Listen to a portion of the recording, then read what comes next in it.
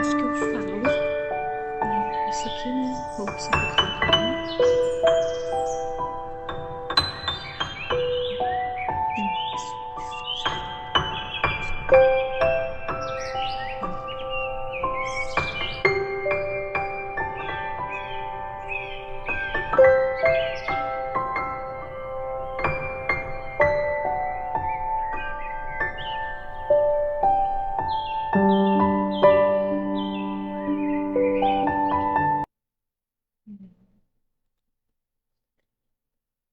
Sempre tô.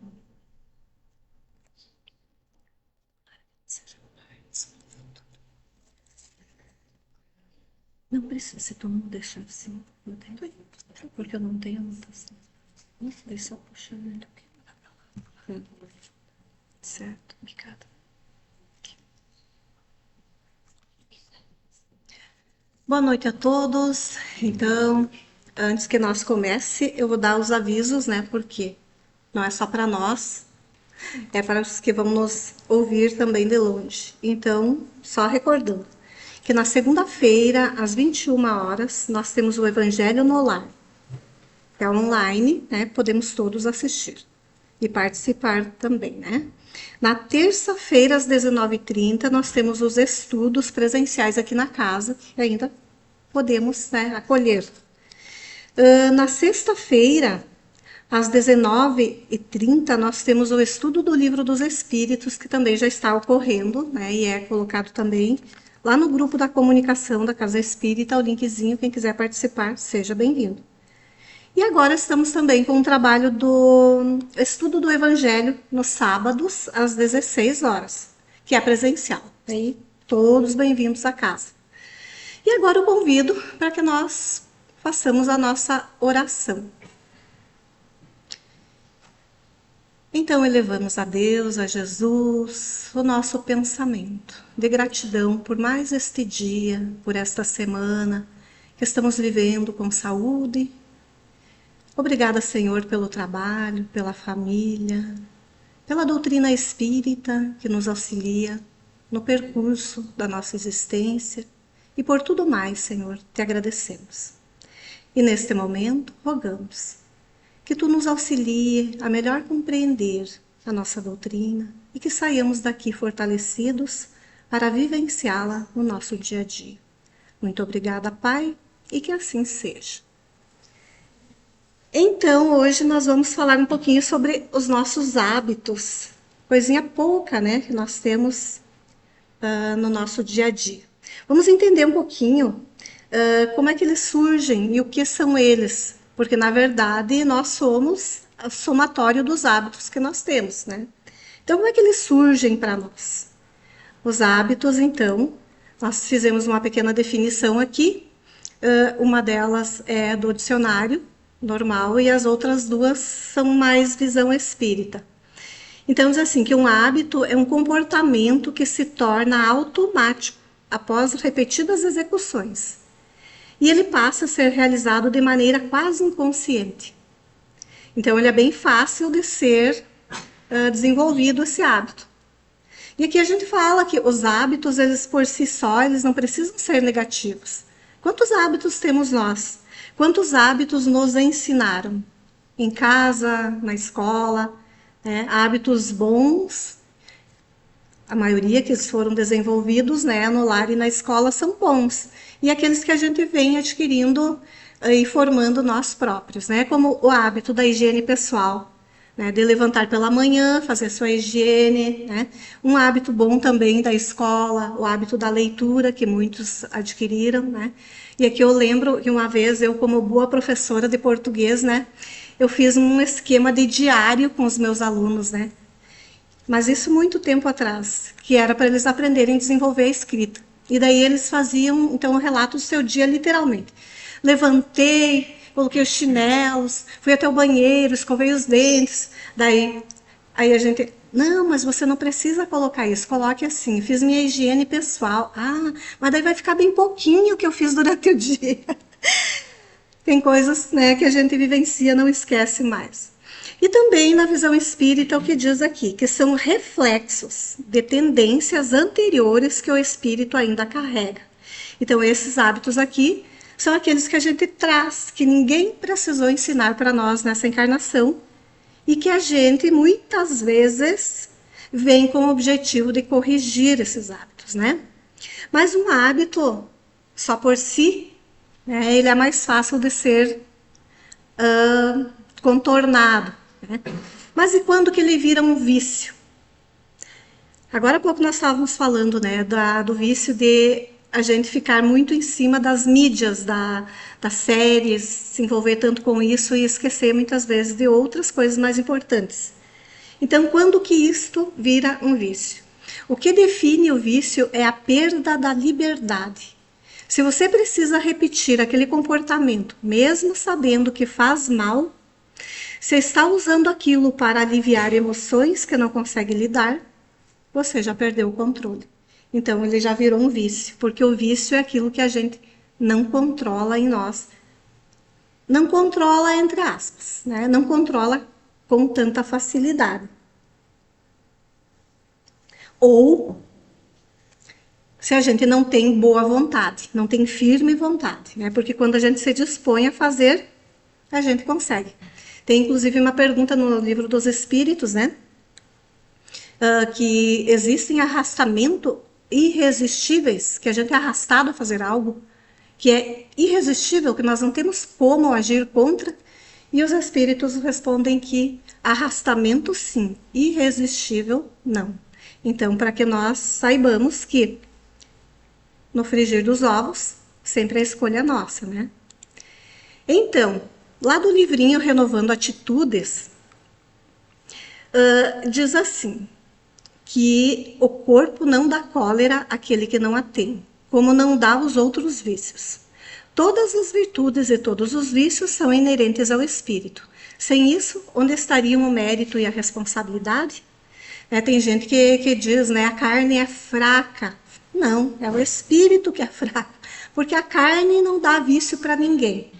É apenas um corpo, né? Quando a gente desencarna, a gente deixa o corpo e a alma continua, né? Ela continua como ela é, com vícios, com qualidades, com tudo aquilo que a gente já adquiriu de conhecimento, inclusive, né, aqueles conhecimentos que a gente já tem de outras eras, eles aos poucos vêm aflorando também, para que a gente se constitua aquele ser real que a gente é como alma, né, como espírito. Então, não lembro o primeiro nome, mas é o Espírito Santo, né, que é o nome do rapazinho aqui do Renovando Atitudes, Francisco, olha o nome do meu pai, tinha esquecido. Ele diz ainda assim para nós, entendemos que os fatores que propiciam os vícios e as compulsões ocorrem em ambientes familiares sociais, desarmônicos, desta ou de outras encarnações, onde deixamos as pressões, traumas, coações, desajustes e conflitos se enraizarem em nossa zona mental ou perispiritual, porquanto os vícios não passam de efeitos externos de conflitos internos. Eu achei bem interessante isso aqui, né? Porque a gente vê hoje o que se apresenta é o nosso corpo, né? É esta vestimenta espiritual. Mas esse corpo aqui, né, que a gente usa nessa atual encarnação, ele faz, digamos, aquilo que o espírito comanda. Então, os vícios que a gente tem, sejam eles quais forem, né, aqueles mais comuns, como a maledicência, que ainda a gente luta contra e, né, e tem ainda dificuldade, que é falar mal dos outros, né, e se externa, se exterioriza através do corpo, mas é uma dificuldade de nós, como espíritos, né, como a gente já disse anteriormente. O corpo, ele nada tem de vício. E ele continua dizendo para nós que o vício do álcool, do sexo, da nicotina, dos jogos ou drogas Até as farmacológicas, aquelas que a gente toma para controlar determinadas situações, né? Ansiedade, enfim, aquilo que a gente usa como calmante também, né? São formas amenizadoras que compensam momentaneamente áreas frágeis de nossa alma. Aliviam as carências, as ansiedades, os desajustes, as tensões psicológicas e reduzem os impulsos energéticos que produzem as insatisfações e o chamado mal-estar interior. Então, é momentaneamente, porque a partir do momento que a gente para de usar, voltam de novo todas aquelas sensações que são desagradáveis, né? E ele continua: o álcool e a droga são sedativos ou analgésicos, mas por acarretar gravíssimas consequências, são denominados vícios autodestrutivos. A comida, né, que a gente acha que é coisinha, isso aí não, né? Ó, a comida é uma dependência considerada opção de fuga, negativa e profundamente desorganizadora do nosso corpo e mente. E aqui a gente não pensa nas pessoas que comem, mas gastam, né, aquela energia do alimento. A gente se refere àqueles que têm obesidade mórbida, né, que têm dificuldade, que desencarnam muitas vezes quase como um suicídio indireto, né, porque fizeram da alimentação uma fuga, um refúgio. Às vezes eu assisto lá em casa aqueles programas das pessoas, né, que têm esse problema, e é algo tão sofrido como qualquer outro vício, né? A pessoa às vezes está lá, pronta para fazer a bariátrica, né, emagrecendo, e daí um pouco qualquer gatilho ela cai de volta. É muito difícil, né? O alimento em excesso também é um vício. Há manias ou vícios comportamentais tão graves e sérios que nos levam a ser tratados e considerados pessoas difíceis de conviver, até inconvenientes, como o vício de falar descontroladamente, sem raciocinar, desconectando-nos do equilíbrio e do bom senso. Então, isso que parece algo que é da personalidade da pessoa, né? Também é um exagero, algo, se a pessoa não consegue controlar, é um vício também da mesma forma, né? O vício de mentir constantemente para nós mesmos e para os outros, por não querermos tomar contato com a realidade. Vício de nos lamentarmos sistematicamente, colocando-nos como vítima em face da vida para continuarmos recebendo a atenção dos outros. Vício de nos acharmos sempre certos, para podermos suprir a enorme insegurança que existe em nós. Quanto vício, né? E cada vício ele tem um motivo. Cada um deles tem um porquê. Como, por exemplo, quando a gente quer se achar sempre certo, o dono da verdade, porque a gente é inseguro. Né? Quando a gente lamenta tanto, né? Vamos usar uma palavra mais simples, mais comum, reclama, né? Quando a gente reclama de tudo na vida, nada tá bom, a gente acostumou, a gente viciou, né? A mente é nessa mesma atitude de reclamação. Por quê? Porque a gente quer continuar sendo olhada, ouvida. É uma fraqueza espiritual. O vício incontido de gastar desnecessariamente, sem utilidade, a fim de adiarmos decisões importantes em nossa vida. Olha aí, ó, descobri, né, que quando a gente tem esse impulso de gastar tanto, é porque a gente está adiando uma decisão importante. O vício de criticar e mal julgar as pessoas, que era o que nós estávamos falando antes, né, maledicência, né, para nos sentirmos maiores e melhores que elas. Quando a gente estiver falando de alguém, falando mal de alguém, vamos refletir se é isto aqui que nós estamos querendo no nosso íntimo, né? Daí a gente percebe as necessárias mudanças que temos de fazer. Até um gato veio assistir a palestra, viu? Vício de trabalhar descontroladamente, sem interrupção, para nos distrairmos interiormente, evitando desse modo os conflitos que não temos coragem de enfrentar. É a fuga através do trabalho. Em casa não está bom, fugimos, né, para o trabalho.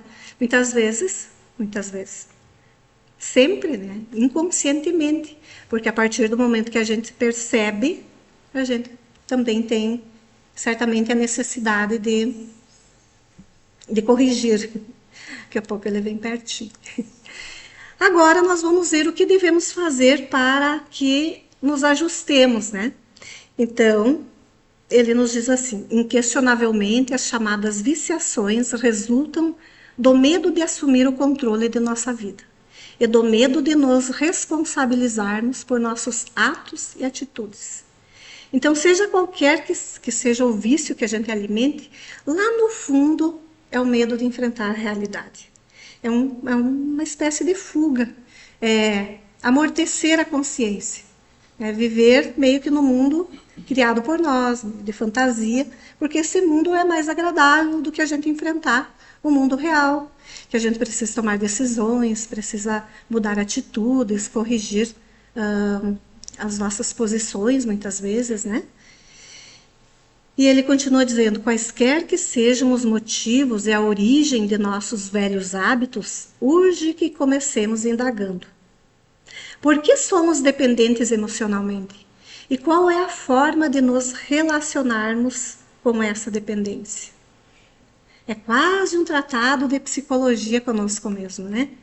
Porque precisa de autoconhecimento, a gente fazer essa análise, né? E é importante que a gente deixe muito claro que isto é trabalho individual. Não adianta a gente muitas vezes ir procurar ajuda psicológica e tudo mais se nós não estivermos dispostos a fazer essa autoanálise, de nos conhecer. Por que eu estou agindo assim? Por que determinadas atitudes dos outros me ferem? E eu, em vez de eu agir, eu reajo. Por quê? O que o espelho que o outro traz lá reflete em mim? Né? Qual é essa postura dele que realmente me afeta? Então, é trabalhoso e a gente precisa estar disposto a fazer isso. É algo que a gente muitas vezes tem que pegar como prioridade se a gente quer a evolução espiritual. Ele continua nos dizendo assim: precisamos, então, aguçar nossa capacidade de decidir, de optar e de escolher cada vez mais livre das opiniões alheias. Porque às vezes a gente fica dependente do que o outro vai dizer. A gente não decide sem consultar aquela pessoa. É tanta dependência que a gente entrega o poder de decisão ao outro. E aqui talvez ele fale bastante também para os jovens, né? Combater nossa tendência de ser bonzinhos, de desejar ser sempre agradáveis aos outros, mesmo pagando o preço de nos desagradar. Às vezes a gente pensa que isso é egoísmo, né? Mas não, tem coisas que passam por cima da nossa ética, da nossa moral, que nos fere, né? E a gente não quer dizer um não. Então, colocar um limite na interferência que o outro possa ter na nossa vida. Dizer não quando nosso coração diz não. Né? Porque esse negócio da gente ser bonzinho o tempo todo não é uma boa saída. Né? Porque às vezes a gente pode, mesmo que aquilo fira a gente vai junto com o efeito manada, né, que todo mundo fala por aí, e só para não ser diferente, para não dizer não, né, para a gente fazer parte daquele círculo, daquele grupo ali, né? E ele continua dizendo ainda: estimular nossa habilidade de dizer não quantas vezes forem necessárias, desenvolvendo nosso senso de autonomia, a fim de não cair nos modismos ou pressões grupais. E isso aqui é muito evidente. Né? Às vezes a gente vê jovens assim, que tinham uma postura e depois eles começaram a andar com outras pessoas e muda aquela postura, né? Muda para pior, né? Quando a gente vê que isso salta aos olhos. E muitas vezes é aquela tendência, aquela necessidade de fazer parte daquele grupinho ali. Então, isso aqui quer dizer que a nossa personalidade, aquela personalidade nossa, com os valores que nós temos, ela não pode ser descartada. Porque aqueles amigos, aqueles grupos, eles podem ir. Né? E um dia a gente nem ouve falar mais deles. Mas aquilo que nos feriu pode ficar depois como processo de traumas, né, de problemas internos, né, de insegurança, tudo aquilo que a gente ainda tem dentro de nós. Estabelecer no ambiente familiar um clima de respeito e liberdade, eliminando relações de dependência. Muitas vezes a gente quer, né, viver pelos filhos, né, fazer as escolhas por eles, né? Para que a gente acha, porque a gente viveu mais, né, que aquele é o melhor caminho. Eu aprendi isso nesta existência, a duras penas, tá? Mas eu aprendi que não interfere-se em determinadas coisas, né? Que tem que deixar que vão, porque depois, né, vem as cobranças e a gente percebe que errou realmente, né? Criar padrões de comportamentos positivos. Comportamentos são hábitos e determinam a facilidade de aceitarmos ou não as circunstâncias da vida. Conscientizar-nos de que somos seres humanos livres por natureza, mas também responsáveis por nossos atos e pensamentos, que é o livre-arbítrio que nós temos. Quanto mais evoluído nós estivermos, maior é nosso livre-arbítrio. É nosso poder de escolha, fazer por aqui ou por ali, a escolha do nosso próprio caminho. Lembrando que o ambiente familiar, né, esse clima de respeito, de liberdade, também a gente precisa ver até que ponto a gente pode dar a liberdade, porque é algo que vai sendo construído ao longo da relação pais e filhos, né? Porque muitas vezes dá liberdade para todas as questões, para todas as escolhas para uma criança bem pequena, também não sei se é tão agradável psicologicamente, né? Porque, por um lado, a pessoa tem autonomia, mas, por outro, ela já tem as obrigações de escolher, de fazer aquela escolha. Uma vez eu estava trabalhando, né? E daí chegou uma mãe com uma menininha, né? E eu fiquei observando assim. E a mãe dizia: o que você quer? Então, era algo para comer, né? Havia no balcão muitíssimas escolhas, né? E a criança ficou assim, né? Não sabia o que pegar, né? Perdida assim. Tanto que ela acabou não escolhendo, né? Então, nesses casos, talvez exista a necessidade de um direcionamento, né? Como a gente vê também hoje crianças, né? Eu não quero vestir isto, né? Não quero vestir isso. Da personalidade da criança, né? Então, ir controlando e ajeitando para que, de uma forma ou de outra, não dê os atritos, que a gente trate com respeito e vá concedendo esta liberdade, né, que vai sendo criada, porque a liberdade é o livre-arbítrio, né? E a gente sabe que precisa de maturidade para que ele se exerça, né? Cultivar constantemente o autoconhecimento. Essa é fácil, né? O autoconhecimento é bem fácil, né? Já dizia para nós lá o Santo Agostinho, né, que é necessário que a gente crie o hábito também, né? De cada vez que a gente vai dormir, né, todas as noites, a gente, antes da oração que a gente vai agradecer o dia, a gente pensa assim: será que hoje eu feri alguém, né? E para corrigir no outro dia essa atitude. Então, isso seria uma forma da gente se autoconhecer melhor. Mas isso precisa virar um hábito, né? Talvez a gente deva escrever no papelzinho, sei lá, para a gente não esquecer. Porque eu confesso que muitas vezes acaba esquecendo, né? De fazer esse tipo de atitude que pode ajudar muito a gente se conhecer. O que eu fiz de bom? O que eu fiz de errado, né? O que eu posso melhorar para o dia que vem, dia seguinte, né? Então, diz mais: reforçando nossa visão nos traços de nossa personalidade que já conhecemos, buscando nossos traços interiores que ainda nos são desconhecidos, analisando as opiniões de outras pessoas que, ao contrário de nós, já conhecem nosso perfil psicológico, aceitando plenamente nosso lado inadequado, sem jamais escondê-lo de nós mesmos e dos outros, tentando, porém, equilibrá-lo. Achei muito profundo isso aqui, porque o que nós fazemos no geral? Os nossos defeitos, se a gente puder esconder, né, de nós próprios, se a gente puder dar uma amenizada ali nos nossos defeitos. E aqui diz que não, que a gente deve buscar o conhecimento íntimo e não esconder os defeitos que nós possuímos, mas tentar sempre equilibrar esses defeitos, quer dizer, ir sanando eles, né, aos poucos, fazendo de nós pessoas melhores. O que a gente faz muitas vezes? a gente acha que está bem, né? Ai, graças a Deus, estou equilibrada, agora uns dias estou bem. Daí um pouco a gente dá uma derrapada, né? Bah, falou que não devia, fica ali, né? Fica se culpando. É um orgulho de nossa parte, porque nós estamos fazendo o que aqui? A gente está aprendendo. Então, às vezes, essa derrapada que a gente dá é bom para a gente abrir o olho, né? E dizer, olha, isso aqui ainda não foi aprendido totalmente. Essa lição aqui ainda precisa de exercício. Que normalmente é a tal daquela paciência, né? Que a gente tem essa dificuldadezinha ainda de controlar, né? Se a gente tivesse ela totalmente, não teria problema, né? Mas a gente está indo na aquisição da paciência. Então, isso aqui, todo esse texto, é fragmentos desse texto, são pedaços do livrinho, então, Renovando Atitudes. E a lição 34, Velhos Hábitos. Muito interessante para quem quiser ler na íntegra, tá?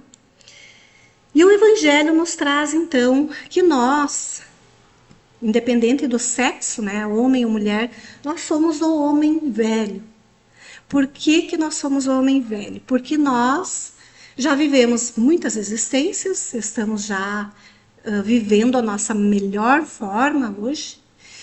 E nesse percurso a gente evoluiu, mas também a gente adquiriu vícios nesse percurso, nesse caminho.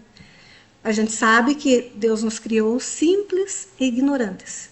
E no percurso que a gente vem fazendo como espírito, né, a gente desenvolve inteligência, mas também desenvolve o nosso lado negativo, que muitas vezes aflora, porque nós não fazemos esta autoanálise, né? Tem espíritos que dizem ser Jesus um destes, que fez esse percurso com um tempo bem mais reduzido. Dizem que Jesus, ele nunca foi uma pessoa do mal, né? Ele desde os primórdios ele teve já facilidade em perdoar, em compreender, né? Mas nós decidimos pelo caminho mais longo, mas chegaremos também um dia como espíritos, como Jesus. A caminhada pode ser super longa ou pode ser encurtada, depende do nosso propósito de vida, né? E ele não pode ficar para amanhã, tem que começar hoje, né? Porque senão a gente perde tempo. Então diz assim, ó, capítulo 5, item 11. Ao nascer, traz o homem consigo o que adquiriu. Nasce qual se fez, em cada existência. Tem um novo ponto de partida. Suas atuais tendências más indicam o que lhe resta corrigir em si próprio. Que o evangelho foi bom conosco, né? Lhe resta. Quantas coisas temos ainda, né? E não é tão pouco assim, né? E é nisso que deve concentrar-se toda a sua atenção, porquanto daquilo que se haja corrigido completamente, nenhum traço mais conservará. As boas resoluções que tomou são a voz da consciência, advertindo-o de que é bem e do que é mal, e dando-lhe forças para resistir às tentações. Então a gente não tem milagre. Nós encarnando, a gente esquece temporariamente o passado, mas as nossas tendências boas ou ruins que a gente conquistou durante toda essa etapa evolutiva, elas vão aflorando. Às vezes é um vício, às vezes é uma má tendência, aquilo que a gente não desenvolveu ainda como vício, mas ela está lá latente. Se a gente der força, se a gente não corrigir, cai, né? Então, é nisso que nós, espíritos encarnados, devemos nos preocupar e nos conhecer, ver quais tendências eu tenho que são tão negativas e tentar trabalhar nelas. Dizem os bons espíritos que a gente deve pegar uma por vez. Então, desta vez, eu vou trabalhar a paciência e ficar sempre alerta, com a palavra que o outro diz, em desacordo, ou alguma coisa, algum gatilho que desperte impaciência, a gente ficar alerta para não cair, né? E se cair também, levanta de novo, chacoalha a poeira, né? Se posta de novo como vigilante de si mesmo. Porque a gente tem o costume de vigiar o outro, esquece de vigiar a si mesmo, né? Às vezes a gente fica lá vigiando, olha como errou fulano, nossa, o que fulano fez, né? E nós? Porque afinal de contas o fulano, ele vai prestar contas do que ele fez. E nós, do que nós fazemos. Então, isso não podemos esquecer. Então, o livre-arbítrio que é? é uma responsabilidade individual. Então, as escolhas, por mais que a gente fique esperando que o outro dê a sua opinião para nós tomar uma decisão, é nossa. Pode ser ideia do outro, mas nós acatamos. Então, em qualquer que seja o caso, sempre a responsabilidade é nossa. Daí ele nos diz assim, que o espírito progride, mas traz consigo os vestígios do passado, mas é livre para escolher transformar seus hábitos. Escolher transformar seus hábitos. Então, é uma escolha também. A superação dos velhos hábitos é um processo gradual que exige esforço, vigilância e fé. Refletir sobre ações e motivações é a chave para a superação e é o autoconhecimento. E daí o Evangelho ainda nos diz, lá no capítulo 19, aquela frasezinha que nós conhecemos tão bem, né? Que a fé inabalável é aquela que pode encarar a razão face a face em todas as épocas da humanidade. Então, a gente precisa ter esta fé, que ela é aliada ao uso da razão.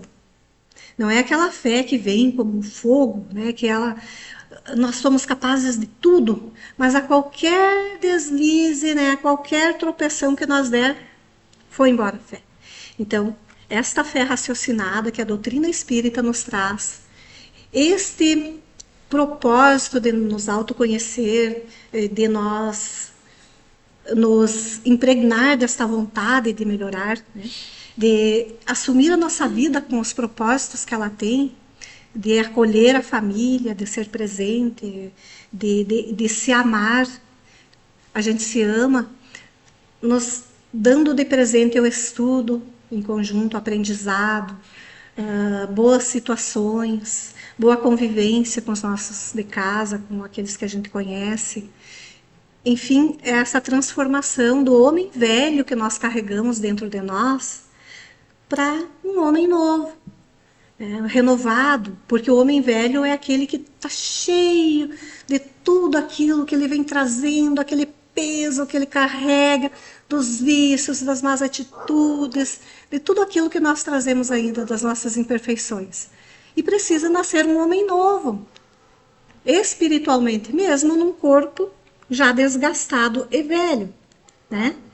Então, como superar os velhos hábitos? Sugestão, tá? É o estudo da doutrina, é o autoconhecimento, é a reforma íntima. O que é essa reforma íntima? É a gente corrigir os defeitos que nós temos, né? É praticar o perdão, praticar a caridade, porque está muito claro que se nós praticarmos a caridade, nós estamos no caminho certo. E a caridade é tão amplo que daria uma fala de muitas horas. Que não seria só aquela caridade de doação de coisas, de objetos, mas é aquela caridade de a gente se doar para alguma causa, se doar para o próximo, dar de nós, nosso tempo, nossa oração, nosso bom pensamento, boas palavras. Ali anteriormente dizia, né, que muitas pessoas elas ficam reclamando da vida para que sejam olhadas, né, escutadas, que elas tenham atenção. Quem sabe uma caridade nesse estilo aqui, né? Dar atenção àquele que não tem atenção, que está esquecido. Uma visita lá num asilo, muitas vezes, visitar uma tia que está sozinha, uma avó, um avô. Ter a paciência, desenvolve a paciência também, de ouvir muitas vezes o mesmo relato, né?